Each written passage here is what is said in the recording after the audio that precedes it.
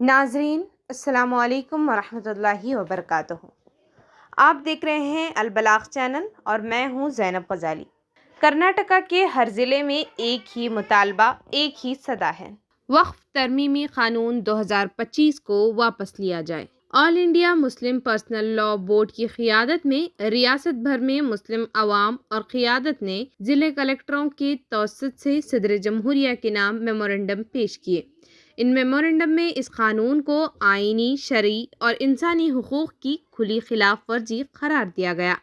اس منظم اور متحد جدوجہد کو عوام الناس اور ارباب اختیار تک پہنچانے کے لیے All India Muslim Personal Law Board Karnataka نے بنگلور میں ایک اہم پریس کانفرنس کا انعقاد کیا۔ وقف امینڈمنٹ بل جو پاس کیا گیا یہ دستور کے خلاف ہے۔ یہ یہاں کے مختلف طبقات میں، مذاہب میں تفریق کرتا ہے، مسلمانوں کے ساتھ امتیازی سلوک کرتا ہے۔ مسلم پرسنل لاء بورڈ نے اور ملت اسلامیہ اس بات کو محسوس کرتی ہے کہ یہ ایک صریح دستور کے خلاف اور یہاں کے بنیادی حقوق کے خلاف اور فیڈرلزم کے خلاف ایک قانون ہے جو پاس کیا گیا ہے۔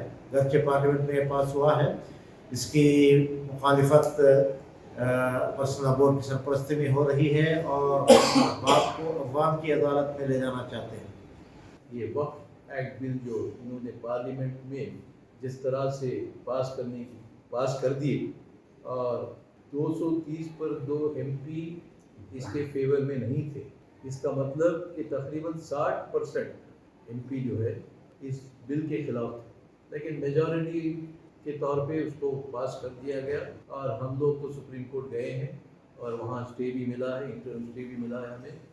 انشاءاللہ وہاں بھی ہمیں امید ہے کہ ہمیں بہت اچھا انصاف ملے گا انشاءاللہ۔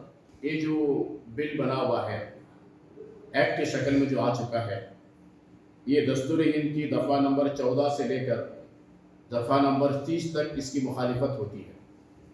آپ کو معلوم ہے اور جانتے بھی ہیں، دستور ہند کی دفعہ نمبر 14 سے لے کر 30 تک اس میں انسانی بنیادی حقوق کی بات کہی گئی ہے۔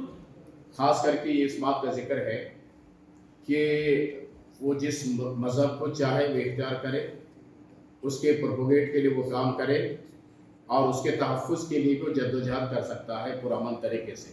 اس کے علاوہ دستور کے دفعات میں مختلف اور باتیں ملتی ہیں۔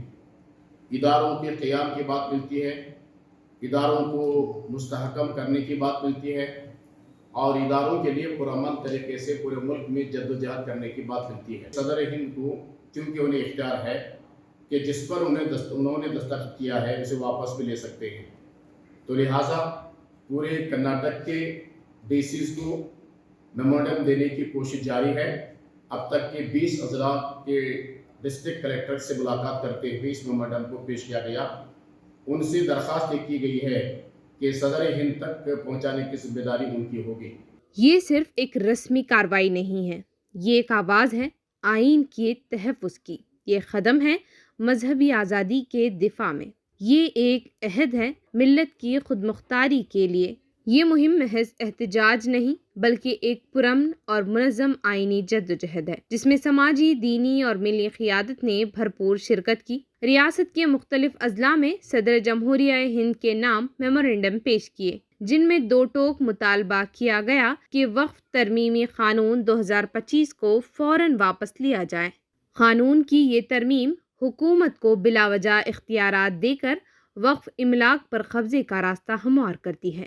یہ نہ صرف 1995 کے اصل وقف ایکٹ کی روح کے منافی ہے بلکہ آئین ہند کے دفعات 25، 26 اور 29 کی بھی صریح خلاف ورزی ہے، جو اقلیتوں کو مذہبی آزادی، عبادت اور اپنے ادارے قائم و منظم کرنے کا حق دیتی ہے۔